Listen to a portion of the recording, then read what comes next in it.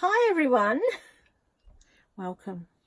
This is the next 2 weeks and 10 days we're going to be going through how to use those beautiful 10 essential oils that you've chosen to purchase and invest in for your family, you or your family's wellness, or both.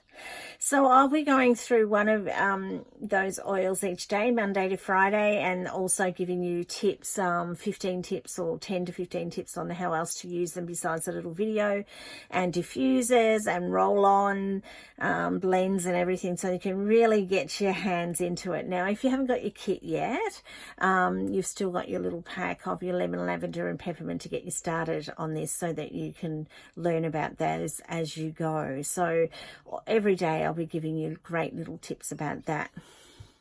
Your bottle has all the information on it, so make sure that you read it. It'll tell you what's in the blend. If it's a blend, what's another name for the blend. If it is a blend, it'll tell you whether you can take it internally, put it on topically, or aromatically in your diffuser or in your hands or in the air.